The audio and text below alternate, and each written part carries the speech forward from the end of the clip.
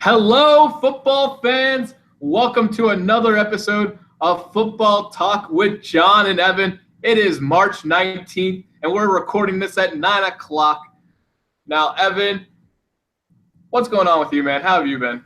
I've been good, John. I've just been waiting around for another episode of Football Talk with Jon and Evan, so I'm excited to go. How are you doing, more importantly?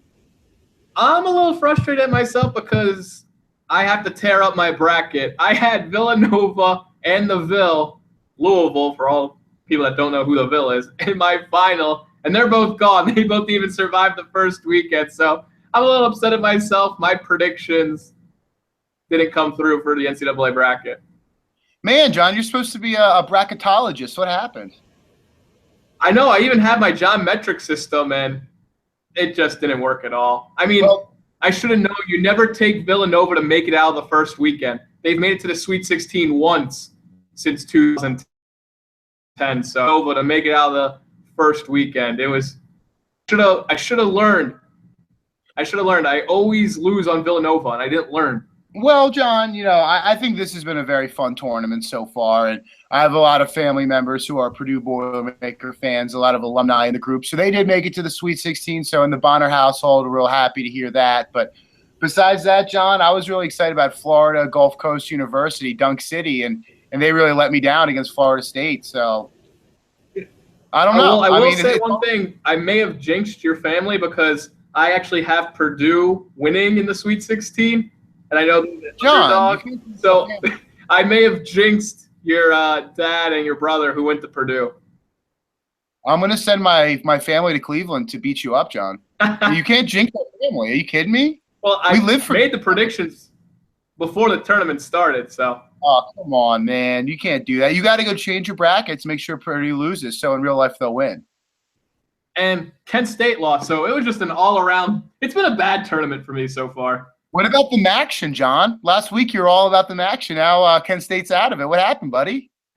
Kent State was smaller than UCLA. They were slower than UCLA and less skilled than UCLA. And Kent State couldn't hit any threes. So when you're slower, John, are you telling me that the MAC school was less athletic than a Pac-12 UCLA? Is that what you're trying? So you're going the long way around the barn to tell me that I was totally right about MAC sports, but you won't admit it. Hey.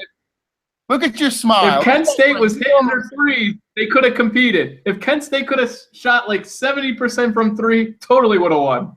Oh, yeah, John, And if I could shoot 90% from three, I'd be on the Sixers. Well, I mean, you might be able to make the Sixers shooting 50% from three. Well, yeah, John. I mean, goodness gracious, why not? But we're a football-first podcast. I know everyone's talking about the NCAA tournament, but we're here to talk football.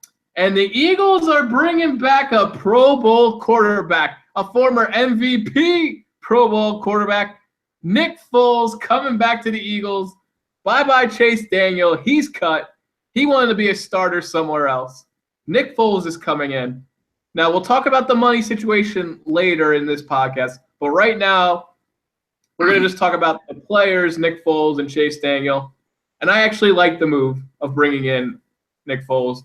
Nick Foles is a Doug Peterson guy. I mean, he was drafted under when Peterson was with the Eagles originally. And I know people are going to say the talk that the Eagles actually wanted Russell Wilson and not Nick Foles. And Russell Wilson went a couple of picks before the Eagles. But at the end of the day, Nick Foles was still drafted by the Eagles in the third round. He had that one remarkable year where he only threw 2 interceptions and 20-plus touchdowns. His second year with the Eagles as a starter, you could tell his numbers went way down. Teams figured him out. He was just a meh, all right quarterback. He went to the Rams, didn't do anything with the Rams, went to be a backup with Kansas City. So I love this move of having Foles as a backup. He's not going to lead you to the Super Bowl, obviously, but if Wentz gets hurt and Nick Foles has to come in, I think Wentz can go 500 the rest of the way. Well, John, I think this particular signing is very interesting, considering that the Eagles are still going to have a lot of dead money against the cap with Chase Daniels. I know that they did work out some type of deal. I'm not sure if it's official or not, that the Eagles will get more money back once Chase Daniels signs with another team. I don't. How evil would it be if Chase Daniel never signs with a team? He just sits on the free agent blocking. No one ever touches him. Well, I'm very interested about this. I think last year the Chase Daniel signing did make sense, considering that he was familiar with the offensive system, and he would be able to come in and help Sam Bradford and later on Carson Wentz kind of learn what the Eagles are going to do under Doug Peterson. So from that standpoint, I did like the deal last year. Obviously, they probably overpaid for Chase Daniel a little bit, and I think this year they well, John, to be entirely honest with you, I think this wasn't a money thing, even though Chase Daniel was paid a lot of money last year because they still owe him a lot of guaranteed money against the cap. And I just see this as they're trying to put a Band-Aid over a wound that needs stitches. What they're saying is, even though Chase is a good backup, he wants to be a starter somewhere. I know he felt like he was stepped over when Carson Wentz took the job. And I think that upset Chase. And I know he felt like he deserved an opportunity to play, and he was a little upset about that. I know Nick Foles at this point in his career is perfectly content with being a backup, obviously. Unless Carson Wentz gets injured, he'll probably be the starter throughout all 16 games this year, and as he should be. But I just think that there won't be any animosity, any ill will in the quarterback room now. And since Carson Wentz, for the most part, has a good grasp on the Philadelphia Eagles system, there's really no reason to have a backup in there who's comfortable with what the Eagles are going to do. I don't see Chase Daniel being a starter in the NFL. I don't think he has the arm strength. I don't think he has the size.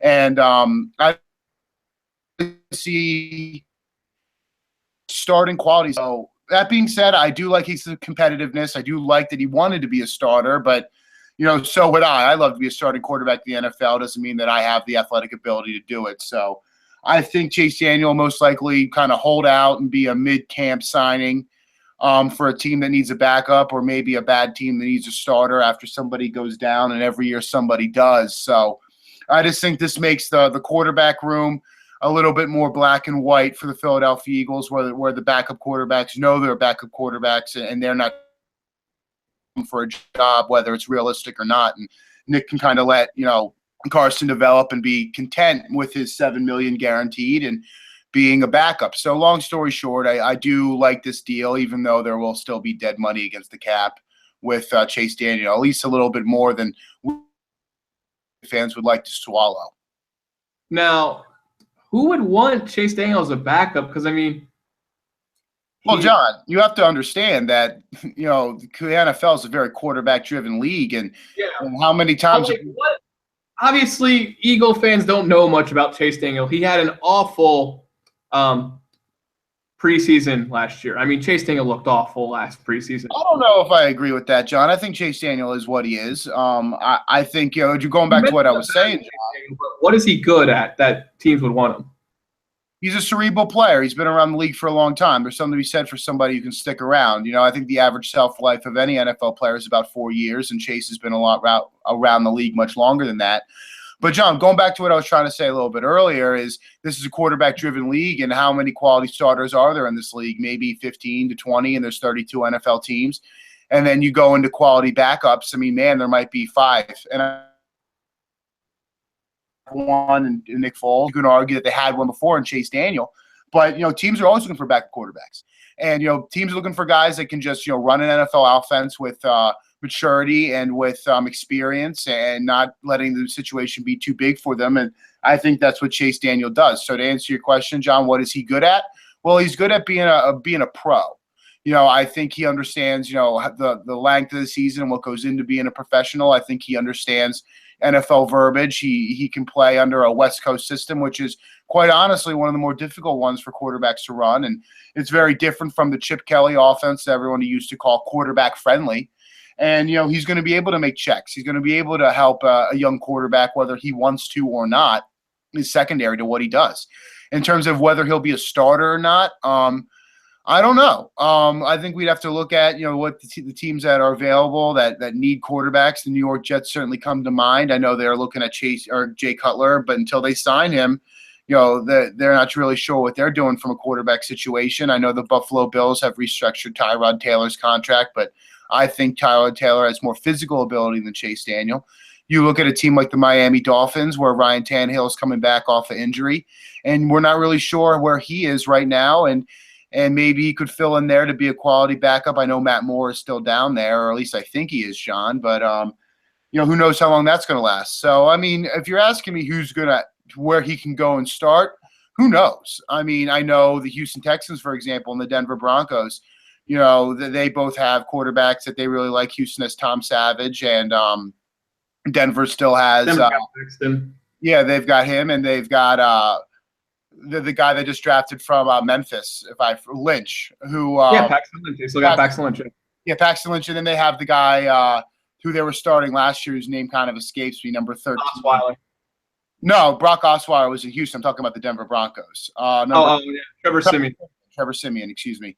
Who's Trevor Siemian actually reminds me a lot of Carson Wentz, of Chase Daniel. Not a big arm guy, but certainly cerebral in that aspect and can run an NFL offense. So you're not going to get anything more from Chase Daniel that you would from Trevor Siemian. And considering Paxton Lynch was a first-round draft pick, they're not really going to give him up. And both those spots are actually kind of a place where Tony Romo would like to go. But, it's interesting, John, if somebody like McCown from Cleveland can go to the Dallas Cowboys to be a solid backup. And, John, I think we can both agree that he's not really an NFL starter. Then there certainly should be a place for Chase Daniel. John, if Mark Sanchez can keep finding a home, I think Chase Daniel can find a home, to be entirely honest. So Chase doesn't turn the ball over like Mark does, even though Mark has more physical ability. So he'll find a home. I know everyone's worried about the dead money with Chase Daniel, but that's a big concern. The full story's the full story's not out there yet of what's going to happen with the Chase Daniel money, but it looks like whatever he signs with, some of that money will be picked up by whichever team picks him up. So once Chase Daniel gets signed, then we'll have the full disclosure numbers about, okay, here's the money we're paying for Wentz, here's the number we're paying for Foles, here's the number we're paying Chase Daniel. Well, John, so I'm not. Oh, I was just going to say, I was looking this up for a while this week, trying to get some numbers for our show, and I think it was almost like a handshake agreement. I don't think it was anything official saying that they'll give some money back once he's signed. And until we know, like you were saying, John, we just have no way of knowing how much. Yeah. I don't want to come down and be like, this was an awful move until I actually see the numbers. It's too soon to judge it. Well, the Eagles are going to have at least $5 million free from the cap to go sign their rookies. So I don't know where the Eagles are right now. Obviously, in this offseason, a move could happen as the podcast is going on that's going to either free up or occupy more of the Eagles' cap space. So they have until June 1st to get to that, to get under the cap, but they do need $5 million to sign draft picks at the least. So. And there's some big issues with the Philadelphia Eagles and their cap space. And until they figure this out, I tend to not like this move as much as you do, John, because the way I see it, regardless whether Chase Daniel or Nick Foles are under center for the Philadelphia Eagles, it's a disaster. If it isn't Carson Wentz, if he tears his ACL in training camp, who cares who the guy who steps in is? It's a total disaster. So I don't really look at it like, man, Nick Foles is going to throw the football better as the second quarterback over Chase Daniel, because quite frankly, whoever the guy is, if it isn't Carson Wentz, it's a total loss for the Philadelphia Eagles, particularly if it's a long injury. But Nick Foles has done it before. He's been successful in an offense, but he was successful in a Chip Kelly offense that NFL defenses hadn't figured out yet, and that was also a very quarterback-friendly offense. That was something that people talked a lot about with Chip Kelly. So is Nick Foles anything more than what he is? I don't think so. But I don't think the Eagles are going to get any better or make the playoffs. I don't care who the receivers are. I don't care who the offensive line is if Carson Wentz isn't under center. So for me, it's much more about the money, and the Eagles kind of come out losers in that aspect. This was just about appeasing Chase Daniel, allowing him to go be a starter and keeping him from being a headache in the Eagles quarterback room. So I don't think that's a good sign. If it is money, if like that $7 million the Eagles don't get back, then we're paying $7 million to Chase, $5 million to Nick, and $6 million to Carson. Ooh. Well, John, it is a 2-year, $7 million guarantee to Nick. I know that's no, but I'm just saying for this year. Yeah, that is 18, 19 million going towards quarterbacks. Ooh, it's not. Well, I don't like that. Like I said, John, this is a quarterback-driven league, and you do need to have quality backups. But at the end of the day, if Nick Foles, that's a lot of money for. If Nick Foles is under center for any significant amount of time for the Philadelphia Eagles, it is a total disaster for one way or the other. No, I'm just saying that's a lot of like if they just would have kept Chase Daniel, they could have saved they could have saved $5 million, because right now that $7 million is dead money. But like we said, that money could get absorbed by a team that signs him potentially. We don't know exactly how much money quarterbacks are going to cost us until a team signs Chase Daniel. But right now, like you said earlier, we're spending a lot of money on quarterbacks. And at the end of the day, they don't have the money to spend it. So it's a lose-lose, and I think this move is just about appeasing Chase Daniel. I know him and Doug Peterson have a pretty good relationship, so who knows what happens next. But right now, I don't think this is a very football-savvy move. This is just about appeasing somebody and keeping him from being a headache. And here's a topic that you were a little upset when we saw this coming 2 months ago. It's something you and me have been talking about for a while. We've been mentioning it in podcasts previously, but the Eagles weren't going to keep Benny Logan, the starting defensive tackle, next to Fletcher Cox. Benny Logan now with the Kansas City Chiefs. Bo Allen's going to fill in for Benny Logan most likely as a starting defensive tackle. Evan and I have always been saying that the front seven has been one of the Eagles' strengths, that we just got to focus on the corners. But now Eagles lose their starting defensive tackle and Benny Logan. So it's like, okay, like can Bo Allen fulfill that Logan void? No, he can't, John. I think the Eagles are really going to miss Benny Logan. And I've been a huge fan of him since he came out of LSU. I think he has a lot to do with Fletcher Cox's success. I don't have the numbers in front of me, but I know for a fact that the Eagles are a much better run defense when Benny Logan was in the game versus when Bo Allen was. And we can look at that because Benny Logan missed some games last year for the Philadelphia Eagles. And I just think, it's going to make it's going to make things much easier for opposing offensive lines to double team Fletcher Cox, particularly when the Eagles lack a pure, real edge rusher. I know we've talked about liking Brandon Graham, but Brandon's more of as a left defensive end, where coming at the quarterback's strong side, he's much more of a push-up guy. What I mean by that is he doesn't really have a ton of counter moves. I know I've had some buddies that say the Eagles don't coach that. I'm not sure if I agree with that. But, Brandon Graham is going to push the quarterback up into the pocket. And I don't know if without Benny Logan, Fletcher Cox being double-teamed, he's not going to be able to get those sacks. And without a pure defensive end on that back side, a right defensive end who, at least in a 4-3, historically is your best pass rusher, I don't know if Vinny Curry can be there. So I think Benny Logan was very important in allowing Fletcher Cox to really get those one-on-ones against guards, and at least more often than he will be now, so to go make plays on the quarterback. So I think this is a huge loss for the Eagles, not only in the run game, but in the pass game. He takes a lot of pressure off of Fletcher. But, again, without a real defensive end on that right side of the field for the Eagles, I think you're going to see a lot of issues in getting to the quarterback. So who knows what's going to happen, but I think the Kansas City Chiefs have gotten a heck of a defensive tackle nose guard. I think he'll most likely be a nose guard for the Kansas City Chiefs. I do think he's better as a 4-3 defensive tackle. But the real shame of it is, John, is that he only got a one-year deal with $7.68 million guaranteed. So betting on himself. It's one of those betting on himself deals. I do think it's a shame had the Eagles been able to make a few moves a little bit earlier in the offseason. I do think there was a chance where they could retain him. He was not a first-day signee. He was a second or third-day signee with the Kansas City Chiefs after free agency started. So there was a chance the Eagles could have worked out a deal with them. It just didn't work out that way. But it's a real shame. He was a mid-round pick gem, very good against the run, better against the pass than people think he was. And, he just kind of was the glue to kind of kept everything together. And who knows what's going to happen now, because you spent so much money on Fletcher Cox. And if he can't get the numbers to back up being a $100 million defensive tackle, you're really going to look back and say, man, do we miss Benny Logan? Now, is it wrong for Eagles fans to hope Benny Logan has a bad year in Kansas City, because then maybe the Eagles can scoop him up in the next year? Well, John, who knows? I mean, one thing that I'll say is I think, he is clearly a better 4-3 defensive tackle than he is a nose guard. When he was a nose guard for the Philadelphia Eagles, he used his speed and athleticism more than most nose guards generally do. You look at a guy usually like Casey Hampton or Vince Wilfork being a 3-4 nose guard who's going to, play the two-gap system with physicality and really get a push on the team center. He's going to be much more of a two-gapper using his athleticism and agility, which I don't think really helps the Philadelphia Eagles. Or the Kansas City Chiefs, excuse me. I thought in a 3-4 system, Benny Logan was somebody who played well early on in the year, but wore down as the year went on, not unsimilar to a former Philadelphia Eagle defensive lineman, Trent Cole, who was a little undersized, had all his numbers early on in the season, and had a tendency to kind of disappear as the year went on, and he kind of wore down.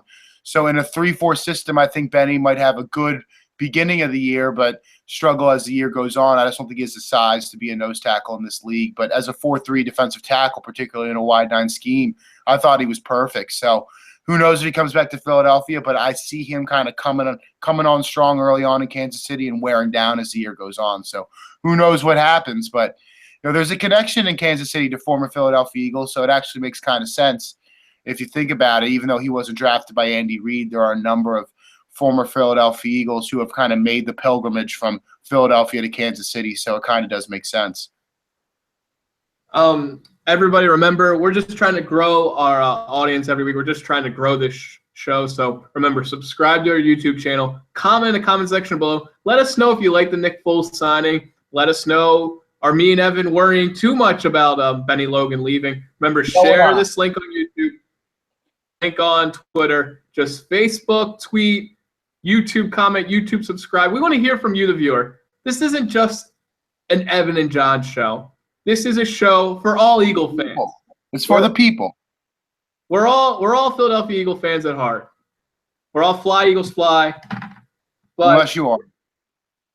We're going to play Evan's favorite game, the good, the bad, and the ugly. And a name I'm going to throw at Evan, I mean, everyone knows this guy. Not a legend, but he's still with the Eagles staff, actually. But he was one of the first running backs Evan and I remember. Oh, can I guess this one, John? I was going to say it had to be Deuce Staley, the former South Carolina Gamecock, actually one of my favorite Eagles. My family's had season tickets since 1999, and my first couple of years for watching the Philadelphia Eagles, being a diehard fan, Deuce Staley was there. So the good with Deuce Staley, in my mind personally, there's a lot of good memories associated with me being a young guy watching Deuce Staley. But the football side of the good thing with Deuce Staley is he was really a do-it-all type running back. He was a 1,000-yard runner with the Philadelphia Eagles earlier on in his career, but he was very good against the in pass protection. He was good in the screen game. He was a reliable receiving target, even though he was more of a running back than he was a receiver. Kind of the reverse of Brown Westbrook, who was kind of more of a receiver who could also run. But he had a physicality to him. Again, kind of did everything well. And it was actually kind of obvious in retrospect that he became a very good NFL coach, particularly with the running backs. So he a very technically sound guy, did everything well. Went from being, the runner to being a part of the three-headed monster in a 4-year span from 1999 to 2003, and kind of took his lumps and took his new role very well. The bad with me in Deuce Staley is that he what is the bad with Deuce Staley? He was a very good Philadelphia Eagle. You kind of stumped me, John. I would say the bad with Deuce Staley is the fact that he held out at camp in 2003. If I remember, he wanted a new deal. Look at that, dude, from 14 years ago, holding out at camp. Know what? I'm telling you, 80% of these listeners do not remember Deuce held out. Held out at camp in 2003, looking for a new deal. Never got it. Came back to camp. And it was funny, after the Eagles lost the NFC Championship to the Carolina Panthers, I believe he said, "I don't even want to come back." So he was so disheartened. And then the ugly for me is that he bails to the Pittsburgh Steelers. And he won a Super Bowl with the Pittsburgh Steelers. He got injured, but he was still on that team that won the Super Bowl in 2005. So he bailed at the wrong time. Disagree with the ugly. But for me, and on top of that, he did have some injuries, but him holding out of camp in 2003, signing with the Steelers in 2004, had a very good beginning to his career with the Pittsburgh Steelers, ended up getting injured, was around for a Super Bowl, but things didn't really work out for him. So, John, what's your good and bad and the ugly for Deuce Staley? The good, obvious. I mean, the number one memory for me is the pickle juice game, because that was the start of the Eagles becoming a playoff contender. And Deuce Staley went off. I think he rushed for 200 yards in that game. That was a season opener in 2000 against the Dallas Cowboys. Rushed for 200 yards, best game ever. Yeah, that's a good call. Yeah. That's definitely my good. The ugly though, this immediately popped to my head when you were thinking. He wasn't good enough for the fans. Remember the NFL draft? Everybody wanted Ricky Waters. No one wanted Donovan. I mean, everybody wanted Ricky Williams. Nobody wanted Donovan McNabb. Deuce Staley wasn't good enough for the fans. So the ugly is he wasn't good enough for the fans because they wanted Ricky Williams. That's not and not McNabb. You're thinking about that all wrong. They had nothing to do with Deuce Staley. I think they saw Ricky Williams. But the thing is, they should have realized Deuce Staley was a good enough running back where you didn't need to take Ricky Williams. Well, yeah, but I do think at that point in time in 1999, the NFL fans and the Philadelphia Eagles fans still looked at it like you could build around a franchise running back. You know, that's what the New Orleans Saints attempted to do when they had Mike Ditka down there. So, obviously it didn't work out that way. It was the right decision for the Eagles, but I don't necessarily I think it had much more to do with the Philadelphia Eagles fans thinking Ricky Williams was the second best player in the draft, the best player in the draft. And they were kind of sticking to their board, if you will. And Donovan McNabb was a no-name commodity at that point in time. But I don't necessarily look at Ricky Williams versus Deuce Staley like that. They weren't saying Ricky's better than Deuce. They're saying Ricky is somebody you can build your team around. Clearly, they were wrong. Even when Ricky had a great career with the Miami Dolphins, they weren't exactly a perennial playoff team. And that was really in the beginning and even before Bill Belichick and Tom Brady and that AFC East kind of went off. I think it was Jay Fiedler was the quarterback of those Miami Dolphins teams. So they didn't really have a quarterback.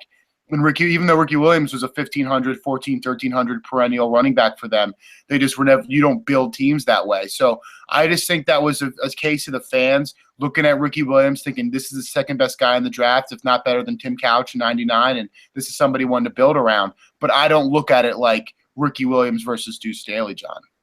I remember that being an ugly Eagles moment because Donovan never let the fans forget. And if Deuce Staley could have been like. Donovan was bitter. Donovan was a child about that. Oh, I think Donovan handled it all incorrectly. I've been very critical of how Donovan handled negative situations in Philadelphia. He's a baby to this day. He's a Dallas baby. I mean, John, I have a cardboard cutout in my house of Donovan McNabb. You know, and I both know, I am the biggest Donovan McNabb fan on the field you'll ever find. I always was. I was defending Donovan McNabb when everybody hated him after those NFC Championship losses, after his torn ACL.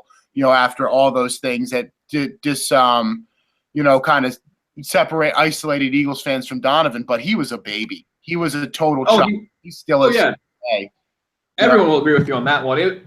I'm just saying that moment is such an ugly moment because so many things snowballed off of it. So that's why anytime I think of that moment, I think of everyone that was involved in that. So that's why it made my ugly. Because that was an ugly moment. It was an ugly moment. So for me, John, I'm going to go with, I know you're a Philadelphia Phillies fan, and this is actually a name of somebody who is a big name for the Philadelphia Phillies, but that came before somebody who really was an MVP and won the World Series, or one of the major reasons why the Philadelphia Phillies won the World Series in 2008. But this man came right before Ryan Howard, and it's Jim Thome. John, what do you got about Jim Thome? Jim Thome, the good with Jim Thome is, the dude hit 50 home runs with the Phillies. In one season he hit 50-plus home runs. You'll take that any day as a baseball fan. I remember when the Phillies first signed him, one of the reporters with CSN Philly, they did a story, and there was this fan that would just hang out in the outfield of practice and games. And he always said, "This is where I stand for." John, are you that fan? Are you the fan? This is where I stand. This is a Phillies fan. This is where I stand for Jim Thome home runs. And just the buzz when the Phillies signed Jim Thome. And I think the reason they signed him was because the new stadium was coming. They needed a reason for fans to go to the games besides the new Citizens Bank ballpark. And it was just a very exciting time. The Phillies were bringing this huge home run hitter, one of the best home run hitters in baseball. And, he had decent seasons with the Phillies, but the bad was definitely he was holding back Ryan Howard. We didn't get all of Ryan Howard in his prime because obviously Jim Thome was the first baseman and not Ryan Howard. And Ryan Howard eventually became a stud with the Phillies, 140-plus RBIs for like 4 straight seasons. So I think we could have got 2 more years with Ryan Howard if Jim Thome never came. So obviously that's not Jim Thome's fault. That's management's fault, but that's always going to be the bad because Ryan Howard is probably my second favorite Philly in my lifetime. I mean, I got to give it to Cole Hamels. The dude got me a World Series, got us a championship, my only Philadelphia championship in my lifetime. So Cole Hamels will always be my favorite Philly. Ryan Howard, second favorite Philly because the dude just put up 140-plus RBIs for 4 straight years. So the bad definitely with Thome was when he was holding back Ryan Howard. It's not his fault at all. And then the ugly with Thome, it's got to be when Brad Lidge was having his year after he went perfect. He was struggling blowing saves. And Jim Thome comes up the bat, and the Phillies are up huge. And he hits a home run. And it doesn't matter. Phillies are up huge. But then it eventually comes back to haunt the Phillies, and Jim Thome ties the game against the Phillies. And they're just like, the guy that used to play for the Phillies, we gave him this huge standing ovation. He hits a home run and then comes back around, and he ties the game later. So I'll just remember that always as an ugly moment because, like, oh, my gosh, we just cheered the man that just tied the game against us. Oh, my gosh. Oh, my gosh. But, yeah, John, that's good. I don't have a ton about Jim Thome. As you know, I'm not a huge Philadelphia Phillies fan. When you're such an Eagles fan like I am, you don't have time for other sports. So I'm not going to pretend to tell you that I know a ton of things about Jim Thome. But, yeah, that's good. I like your if there's any player you want us to discuss on Good, Bad, the Ugly, tweet at Evan, tweet at me, Facebook Evan, Facebook me. Be like, man, it'd be cool if John talked about this guy. Or, man, I want to hear Evan talk about this Eagles player. Let us know. This is a podcast for all you guys. So remember, share this video on Facebook. Share this video on Twitter. Subscribe to our YouTube channel. Leave your opinions in the YouTube comment section. Me and Evan will respond. Evan and I will respond to you. We'll give you our take on your comments because we want to hear from you. Because at the end of the day, it's Fly, Eagles, Fly. And talking about Fly, Eagle, Fly, we're going to look at some of the players the Eagles might be drafting. And obviously the huge Eagles draft news this week. Sidney Jones goes down with an injury. His pro day with Washington, he's a 6-foot cornerback, 180 pounds from Washington. Now, a lot of mock drafts had the Eagles taking Sidney Jones. Goes down in pro day. He goes from a guaranteed first-round pick to where he's fallen second or third round. It's such a shame because this kid is, I think, one of the best. Before this injury, could have been a corner you could have took at 14 and felt great about the pick. Once the ball's in the air, he puts himself in position to tip the ball or intercept it. I love how he positions himself once the ball's in flight. Great height on his jumps. I mean, he gets so high on these 50-50 balls and vision. He reads a quarterback so well, knowing when the quarterback's going to throw the ball, not falling for the pump fake. And another thing I like about this isn't on how he defends passes, but when he's making a tackle, he wraps up and the helmet hits the ball. I mean, that forces fumbles. That's fundamental tackling. I didn't think he'd pick up on that. But the ruptured Achilles tendon, it's such a shame he got hurt at his pro day because this was a player I would love the Eagles have taken at 14, but he ruptured his Achilles tendon at his pro day. Dudes fall into their second or third round. And it's such a shame because I really like his game. Yeah, John, I initially you kind of glossed over his injury. Rupturing your Achilles tendon is huge. Unfortunately, this kind of might make him into a third, even a 4th-round draft pick. Certainly might a day 3 draft pick now. And Sidney Jones, the issue with that type of injury, John, is he could be back on the field after year 1, but you won't see him again back at 100%, at least mentally, until his second year back from that injury. So you're really investing 3 years into this guy before you get any real return on him. And the Eagles, unfortunately, need help right now. So he obviously will not be a 14th overall pick or anywhere close to that. But what I have about Sidney Jones is very similar to what John had.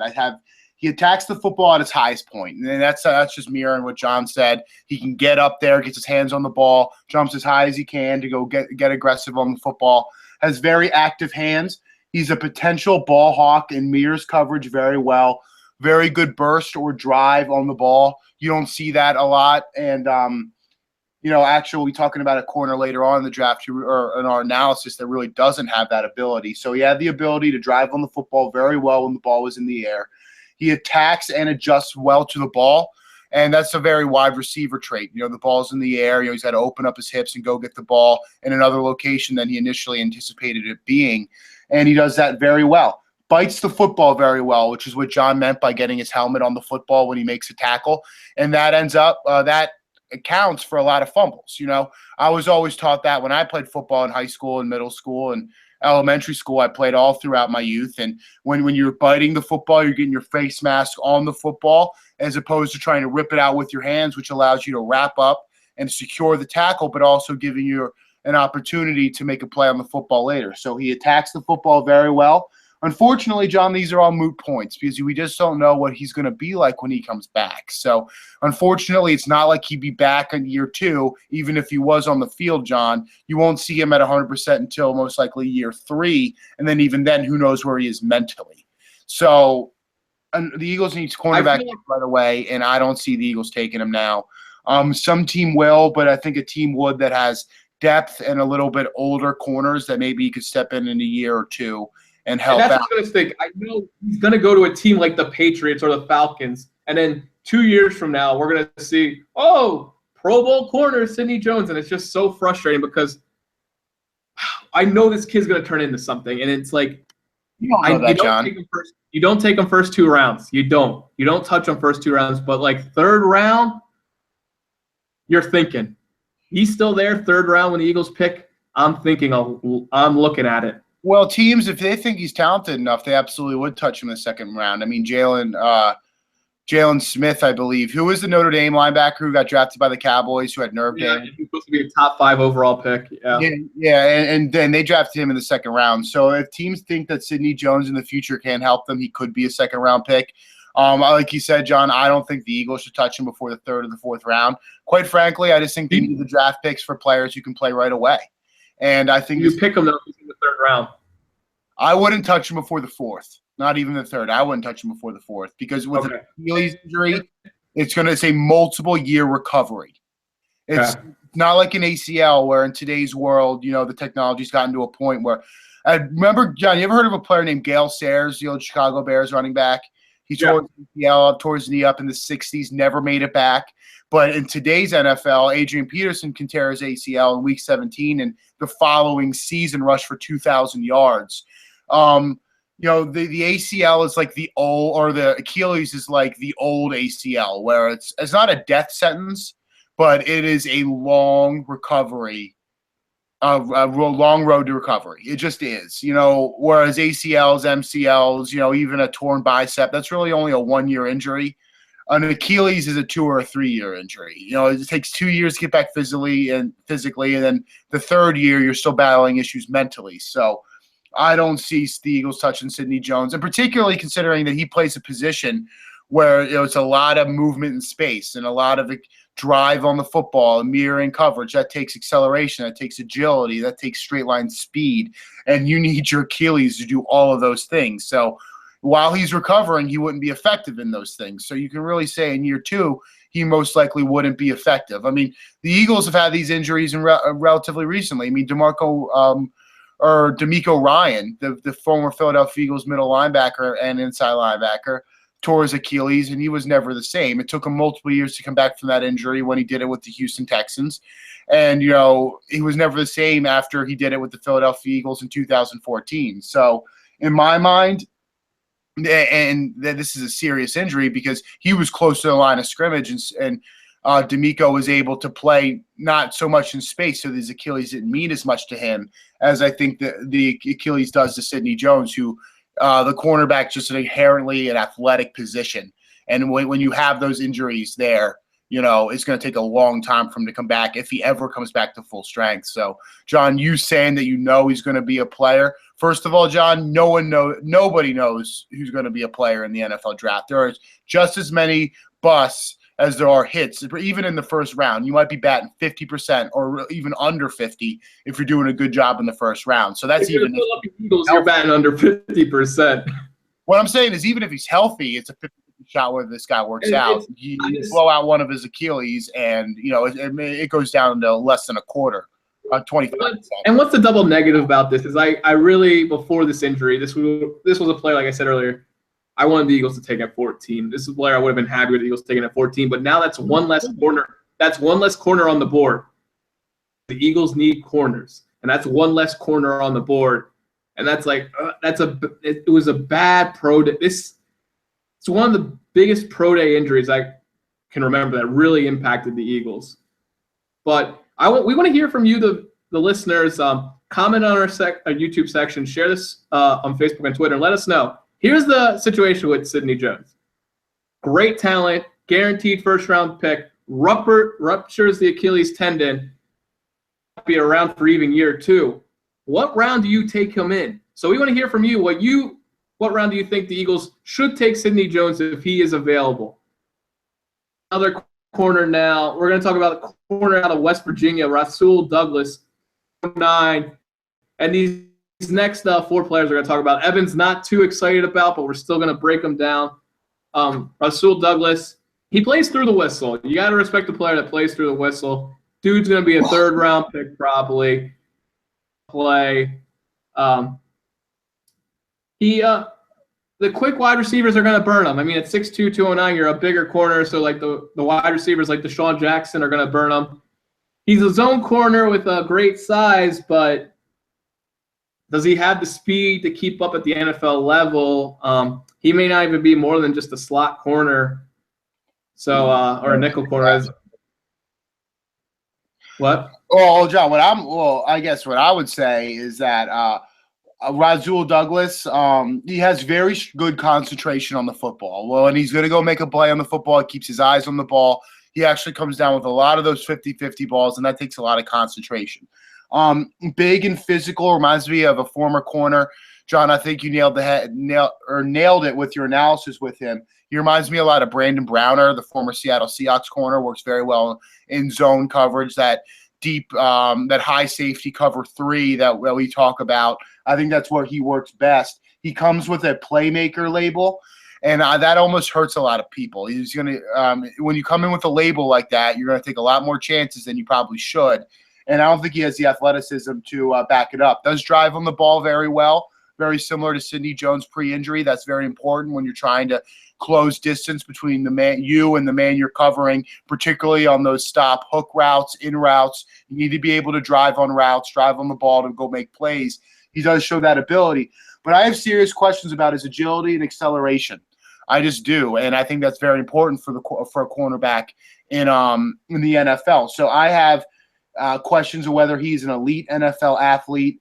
John, I try to stay away from round projections when you give me the list of guys. I like to think, where would I draft him and not let another expert, sway my decision. And I wouldn't trust Rasul Douglas to be before a 4th, 5th round pick. I mean, when you lack, I don't know where he's projected. He's projected 3rd round. 3rd round. I would say 4th, 5th round pick. When you're a cornerback who prides yourself on being a playmaker and you lack the athletic ability to make up for mistakes when you take a guess and you can't recover, or you have issues in the open field with your agility and acceleration, it really doesn't matter, how big and physical you are. So on the top end, I do see him being a Brandon Browner type guy. I think he would work great in a Seattle Seahawks type defense, where you're only asking him to cover a certain area on the field in the zone as opposed to a man. But again, I would stay away from Rasul Douglas, until the 4th, 5th round. And I know him being projected as a 3rd round guy, that kind of scares me a little. Next corner, we're going to talk about 6'1", only 172 at 6'1". That's scary right from the start. Marquez White, the corner out of Florida State. A lot of projections have him going 3rd or 4th round. But right there, that just red flag to me. 6'1", 170. Yes, he will bulk up. Yes, he'll go through an NFL weight training program. But he was still at Florida State. So Florida State is no joke of a weight training program. Marquez White, if you want to know about his game, he plays deep. Another red flag is he falls for the pump fake a lot. And if quarterbacks are doing that at the college level, they're for sure going to do it at the NFL level. Not a good tackler. So with bigger receivers, if he doesn't make a play on the ball, you obviously want him to bring the man down. He's a potential guy. And right now, like Evan said, you don't want potential where the Eagles are at. The potential works for better teams, but for the situation the Eagles are in, on that potential down the road. So Marquez White, don't like at all. I don't like him either, John. And what I have written down is a term that I use a lot with the kids I coach. I'm a high school lacrosse coach at St. Joe's Prep. And for the first thing that I said about Marquez White is I have this written down, and I have it actually underlined and exclamation pointed. He's soft. He plays soft. He plays soft in college. And, if you can't play physical in college, you're not going to play physical in the NFL. I mean, John, you saying he's not a good tackler is an understatement. I mean, he leads with his head. He's trying to arm tackle. He's not physical. He doesn't have a particularly strong drive on the ball. What I mean by that is on hook routes, comeback routes that receivers run, he gives teams so much space underneath, too much space. So he's so worried about getting beat deep that he can be had underneath. And when teams do stop short, he lacks the athleticism to go drive on the ball where he's not going to make a play there. So I'm not sure if John, you're talking about potential. I'm not even sure if I see the potential here. I have lacks NFL elite athleticism, doesn't drive on the ball particularly well, and again, soft. This is the worst prospect you've given me, John. Him being a third-round pick to me doesn't make any sense. This is like a seventh-rounder in my mind. And I would say stay away. I mean, the funny thing is I love Florida State football players. I think that they've become a factory in NFL talent, at least in recent years. Whoever runs that scouting department does a great job, but Marquez White is somebody I'd stay far away from. I mean, I don't even see him being in the league after a couple of years. So stay away from Marquez White at all costs. Okay, we're going to put a little pause to talk about NFL draft prospects. We're going to do another round of good, bad, and the ugly. After this round of good, bad, and the ugly, we're going to talk about some wide receiver prospects. But Evan, another round of good, bad, and the ugly. This is a player I was excited for you to talk about because I always loved his game. I know you're an Eagles guy first, but you're a Sixers fan second. I'm going with point guard Andre Miller. Andre Miller, man. He was really good he was like a post player as a point guard. He was at his best when he was backing down players, which was weird considering he was a point guard. So very unconventional. But I would say, so the good in my mind is he was a floor general. They traded him for Allen Iverson, which actually, brings me to my bad is, when you trade a guy like Allen Iverson, who's an elite athlete, a face of Philadelphia, not just the Sixers, but the city in general. And he was, and to trade Andre Iguodala or Allen Iverson for Andre Miller is, a huge step down. There's not even any potential there. He's just, somebody who's a stopgap guy who it took them a long time to replace Allen Iverson, and they kind of brought in Drew Holiday to eventually take over that role as a point guard, even though Allen Iverson was more of a shooter, but just being an athlete in the open court. But and the ugly in my mind is I've actually heard this. So I've got some inside information about this. Don't ask me where I got it because I won't tell you. But I heard that when Mo Cheeks was the head coach here, he did such a bad job that Andre Miller kind of became the head coach at practice. So that's, to me, that's kind of the ugly. So, I mean, that's nothing against Andre Miller, but that goes to show how bad things got for the Sixers for a while and ultimately what led to. And remember, the Sixers had a chance to get Doc Rivers. Doc Rivers wanted to be a Sixers coach, and they chose Mo Cheeks. Yeah, Mo Cheeks was a poor coach for the Sixers, and it goes to show they're not the hometown hero, him being a great player for the Sixers when they won the championship in '84. Yeah, but Doc Rivers, what's he done? Yeah, what's Doc Rivers done? He's only an NBA champion, but it's Andre Miller was ultimately kind of like a guy who was a coach on the floor because Mo Cheeks wasn't getting it done. So the good in my mind is he was a very unconventional player, was an effective player, and was a leader on the team. The bad in my mind is you traded Allen Iverson the franchise for Andre Miller. And Andre, you did not get any type of returns from him. And the ugly is just the situation that he was brought into with Maurice Cheeks, who was such a hands-off coach that Andre Miller ultimately had to take over himself. So the good, the bad, the ugly, Andre Miller. So Right, who you got for me? we're going to continue with the 76ers theme here. Ooh. And this is a player who I really liked. You know, he actually went to the same school I went to. Aaron McKie. John, what do you have about Aaron McKie? Oh, Aaron McKie, John Chaney Temple alum. I mean, sixth man of the year. I mean, he was. Aaron McKie was going wild from three-point range that 0-1 season. I mean, it's what you need from Aaron McKie's the perfect type of player to go with Allen Iverson. Allen Iverson, one of the best in the game. Players double down on Allen, have to switch off, and then boom, wide open three for Aaron McKie. I mean, that is definitely going to be the good. The bad with Aaron McKie is, I want to go a little, not even talk Sixers. Those John Chaney teams never went to the Final Four. Didn't they get I love those John Chaney. McKie?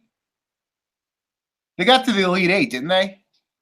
John Chaney Temple team never went to the Final Four. But they went to the Elite Eight, didn't they, with Aaron McKie? They went to the Elite Eight, but Eddie Jones. There's a big difference between the Elite Eight and the Final Four. Making it out of that second weekend in the NCAA tournament. But John, as a Temple alumni, I can tell you Temple sports are pretty pathetic. You know, and the fact – I know, but those John Chaney teams in the late 90s, early 2000s, they were good basketball teams. Knew what he was doing at that time, and they never made it to the Final Four, and it's such a shame. All right, John, I'll give you that one. So what's your ugly? You said the good, the bad, and what's your ugly with Aaron McKie? Oh, his shot. His form was the most ugly thing I've ever seen in basketball. Well, he shot from, like, back here. It was like that was such an ugly shot. So my good for Aaron McKie is, you know, he was just the prototypical Philadelphia, grinded out, physical player, great on defense, obviously a sixth man of the year. That team doesn't go to the finals in 2001 if Aaron McKie isn't on it. He was he was one of those guys who was brought in after Larry Brown was here. I believe he was a Detroit Piston, if I'm not mistaken, and he was brought over with Theo Ratliff in a trade. I think maybe for Derek Coleman, but I'm not entirely sure. I think that might be wrong. But he was a guy who wasn't drafted by the Sixers, was brought in here, but he was a Philly product. He understood what the city needed. He was actually at one point a Sixers assistant coach, and I think now he's a Temple coach. Is he still a Temple coach, Sean? I'm not sure at this moment. I'll check on that, but I know he was for a while. Aaron McKie. Still a coach, but so he's still involved in Philadelphia in a lot of ways, and that's very good. The bad for me with Aaron McKie is, he just was I think he was injured a lot actually while he was here. He had issues being on the court. He ended up starting a lot of games. I know Eric Snow went down on a lot of those. Was also injury prone, but Aaron McKie had an issue staying on the court. And the ugly for me, again, John, is his shot was awful. So the good, the bad, the ugly for Aaron McKie. So who do you have next on our draft analysis, if you will? Yeah, we're going to wrap this up because we're almost hitting that 1 hour mark. Evan and I have been usually doing hour 20 podcasts. So we're trying to make it more listener and viewer friendly. So we're trying to get to the hour mark. So we won't keep you too long on these next two receivers. Cooper Kupp, 6'2", 194 pounds out of Eastern Washington. This is a guy that his stock's rising every day. His draft stock's driving every day. I mean, I talked about him 2-3 months ago. He's a third-round pick now. All these draft experts, they got him in the second round. I don't like him in the second round. I actually have him as a third, four-round talent still. He's a hands-first wide receiver. That's good. One thing that I don't like about him if he were drafted by the Eagles, he's a slot receiver. Well, the Eagles got Jordan Matthews in the slot, and I know there's the Jordan Matthews trade rumors, but those have kind of died down. So we got Matthews at the slot receiver first. He can play the outside, but his strength still is the slot, and he needs to improve his routes. So second-round projection, nope, I'm staying away from Cooper. Well, John, I actually really like Cooper Kupp, and what I like about him, he's got good, strong hands, and especially in traffic, great concentration on the ball. He's going to go down and catch with his hands. He's going to pull down the ball, even if there are 2 or 3 defenders around him. He's very effective in the seam routes. As as a slot receiver running up, kind of running streaks, playing the seams. He does very good job with that, very physical receiver. Navigates blocks well in the open field as both a punt returner and on quick wheel routes, quick bubble screens that wide receivers run. He did that well at Eastern Washington. The Eagles do that very much with Doug Peterson. He has better acceleration and burst in the open field than he would appear, and he's a basketball player. He goes up, he shields his defender with his body and goes and rebounds the ball at his highest point. John, I would love to take him. Maybe not in the second round, but I really do like him. Gets a lot of yards after catch. Very physical receiver. I don't know. But where do you play? I think he might be a little bit more of an outside guy in the NFL because I don't like, the physical receivers in the slot. I know Jordan Matthews does that. I like the smaller, quick twitch muscle guys, quick receivers in the slot, like the Wes Welkers of the world over Jordan Matthews. I say Cooper Kupp is a better hands version of Jordan Matthews. So maybe the Eagles don't take him, but he's a good quality player in between the second and third rounds, and I totally get why why his stock is rising. Now, if the Eagles trade Jordan Matthews, I'll completely change my stance on this kid, and I'll say, okay, take him. But as long as Jordan Matthews is on the team, I don't touch him. Okay. But we're gonna talk about wide receiver that I actually like more than Cooper Kupp. Chris Godwin, 6'1", 209. Wide receiver out Penn State. He's a Philly kid, so that's always a plus right away. Outside receiver. Comes underneath the routes, which I like. He comes back for the ball, so he tries to keep the play going. Not elite speed, gets separation from the defense, but he's got to work on his drops. He's got to work on his run blocking. They projected as a third or fourth round pick, but when Penn State was making the Rose Bowl run and their Big Ten championship run, he was one of the key contributors to Penn State. And I don't like him in the first two rounds, but as their third or fourth round guy, I like him. John, I really disagree with you with Godwin. I don't think he's very good at all. My positives with him is he adjusts well to the football, does come back for the ball well, like you said, John, has good concentration on the ball and uses his length to his advantage. Does a good job with all those things. His negatives is I think he's a product of the spread. I know Penn State runs that with McSorley. There's a lot of space, and that has a lot to do with the offense that he runs. John, you said that he gets separation from his defenders. I don't agree with that at all. I see every time he catches the ball, players are draped all over him. The only reason why he's in any way open is because of the route concepts and the space that Penn State uses. So I don't necessarily believe he's an NFL athlete. And I saw him catch a lot of balls with his body and not his hands. And that reminds you a little too much of Riley Cooper. Chris Godwin, maybe you take a flyer on him if he drops like the fifth or sixth round, but I don't. He lacks the quick twitch muscles. Not an NFL receiver, and I do, like I said, I think he's a product of the spread that Penn State runs. So I do think you stay away from Chris Godwin. All right, now this is going to be a little bit of an audible week. If there's any prospects that we haven't talked about, Evan, we've been doing this for 8 weeks. We've gone through 40 prospects so far. So, but we might make an audible this week because I made this. 10 weeks ago, probably made this list before Evan and I actually started the 2017 version of this podcast. And I got talking Forrest Lamp, offensive guard out of Western Kentucky. But right now, the Eagles are so deep at O-line, I don't really think it's about talking about them. So I'll probably research some more. What position do you think we should talk about next week? Because obviously I don't want to talk about Forrest Lamp because the Eagles are deep at O-line right now. Are you asking me or are you asking our viewers? I want our viewers to chime in, but I just want you brainstorm real quick. What should we talk about? The Eagles are still need help at corners. Still need, I would say, as many corners as we can. I think. Okay, so we're gonna add some more. We're gonna add some more corners to this list. Would say I think the Eagles will end up taking a defensive end in the first round. That's just a very Philadelphia Eagles pick.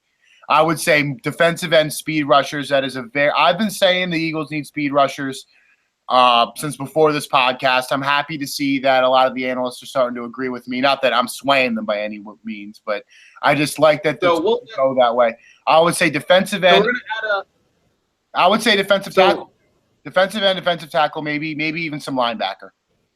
Okay, so we got we were going to talk about Forrest Lamp. We'll probably throw in a corner. Then we're going to talk about Chad Hansen, a wide receiver out of California. That's an interesting name. There's another guy that stock is rising. Then we're going to talk about offensive guard from USC, Zach Banner. We're going to talk about a speed rusher instead. Then we're going to talk about Howard Wilson, corner out of Houston. And then we're going to talk about Kareem Hunt, running back out of Toledo, which is a player I'm very excited to talk about. Just living in Cleveland, Ohio. This is a running back a lot of people in Ohio are very high on, that even though he's going to be a 4th, 5th round pick, everyone's saying he's going to be the steal of the draft when it comes to running back. So that's a player I'm very interested to scout this next week. So, okay, we're going to talk about we're going to add a speed rusher in the corner. What round player do we want to look at? Do we want to look at it like a 3rd round corner? No, John, I think the Eagles, there's a good chance the Eagles take a speed rusher in the 1st round. So give me some top end guys. Okay, so we'll do a top end speed rusher next week. We'll add like a 3rd or 4th round corner instead of the 2 offensive guard we have. Well, let's also talk a little defensive tackle. I think with Benny Logan leaving, that's where we go mid round. Is 4th, 5th, 6th round defensive tackles. Okay, so we'll do 6 players next week. We'll change it up. We'll add a mid round defensive tackle as well. But if there's any players you want Evan and I talking about that we haven't talked about yet, tell us in the comments section. Subscribe to our channel and share on Facebook, share on Twitter, and the podcast by showing the jersey of the day from Evan and my memorabilia of the day. So, Evan, what do you got for jersey? You read my mind, John. So, this is my favorite Philadelphia 76er of all time, and it sounds ridiculous because he didn't do anything for the Sixers, but Larry Hughes. I got this jersey from the Wells Fargo Center, formerly First Union Center, one of my first games I ever went to. And then this jersey actually has a lot of special meaning to me. This is the first jersey I ever got at a stadium of any kind. So this is really cool for me. The Sixers only wore this version of the blue jerseys with the trim on the outside for 1 year. They went to the no trim look and the more shiny jersey the following year. What I really like about this jersey in particular is this is a champion jersey, John. But when I was in 3rd grade, I used to try to make my jerseys look more authentic. So I would try to take the champion logo off of the jerseys. And if you notice, I'm going to try to make it. There's actually a hole in here because this is the first jersey I ever tried it with, and I ripped it. And instead of me trying to fix it over the years, I've just kind of rolled with it because this was 9-year-old Evan Bonner trying to take the champion logo off a jersey. So, I got really good at it. And who did the Sixers draft Larry Hughes over? Dirk Nowitzki, Paul Pierce. There might even be another one. But the 2 are Dirk and Paul Pierce, the ones that come to mind. Dirk Nowitzki. And but they got Larry Hughes. Yeah, he meshed so well with Allen Iverson, they traded him. It's Larry Hughes, though, John. It was the Flight Brothers. The Flight Brothers? They were dunking basketball. Evan's a Larry Hughes is known for perhaps the worst. I'm a Larry Hughes hater. He is known for being perhaps the worst participant in a slam dunk competition of all time. If you guys have some extra time, I suggest you looking up Larry Hughes slam dunk competition 1999 highlights. They are god awful, but it's funny, and it's so bad it's funny. So I love Larry Hughes. They traded him with Billy Owens for, I believe, Tony Kukoc in 1999-2000. So I love Larry Hughes. I'm going to love Larry Hughes till the day I die. I actually have a collection of Larry Hughes jerseys specifically. I've got one Golden State Warriors Larry Hughes jersey. I got a New York Knicks Larry Hughes jersey. I have a Philadelphia 76ers. Well, I actually have 2 Philadelphia 76ers Larry Hughes jerseys. And I think I have, or no, I know I have a Washington Wizards Larry Hughes jersey. So, and no one knows. Oh, man. In 2002, Larry Hughes led the league in speed steals per game. So, bang, John. Your dad's got to get you a Larry Hughes Cavs jersey for this upcoming Christmas or your birthday in June. So I'm looking for a Larry Hughes Mr. Bonner jersey and a Larry Hughes Chicago Bulls jersey. So, what about you? I'm excited to show you this memorabilia of the week. Eagles Christmas snow hat. Now, it says Carson Wentz on it. Now, this is where it gets exciting. It lights up, doesn't it? Oh man, I look like a Christmas tree. John, you look like a UFO. Like in Close Encounters from the Third Kind. You don't like it? I'll give it. It's very. John, it is very spirited. I do like it. I'm a little jealous. That's actually something that's right up my alley. It's funny, though. It's actually hurting my eyes, and I'm like literally 500 miles away from you. So, or however many miles is from Cleveland to Philadelphia. Man, John, that's pretty cool. But you do look like a spaceship, like a UFO. You gotta give props to my dad. He always buys me Philadelphia stuff for Christmas. And Mr. Jankowski, you did a good job with that one. I like that. the best part was he didn't realize the bumps were lights when he bought it for me. There's like little bulbs, and he didn't realize. It looks bedazzled. He just thought dazzled it with jewels or something. Yeah, he just saw it was a Carson Wentz snow hat, and that was different than just a normal Eagles hat. He didn't realize it lights up until I put it on. I was like, "What is this in the back?" And then we were like, "Well, John, from now on, when I think do an Eagles game, everyone's going to know who you are." When I wear this in public, everyone always says that's a great hat. I mean, I get stopped in public when I wear this, and I do turn on the lights. In Cleveland, in the city that decided Carson Wentz isn't good enough.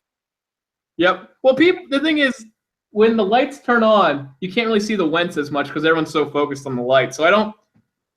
It's a good strategy, John.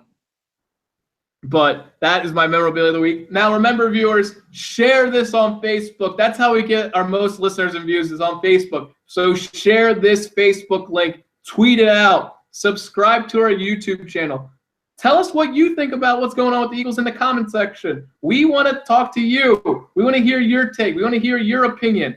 This is just not a podcast for Evan and I. This is a podcast for all Eagles fans. It's for the people. It's for the Is there anything else you want to say to the fans? Do we have fans, John? Is that how that works? Are we famous now? I mean, Matt Farley's listening every week. Joe Fitzwater, my coworker we gotta give a shout out to Joe Fitzwater. The dude's not even an Eagles fan, and he lives in West Virginia, but he listens every week. So shout out to Joe Fitzwater.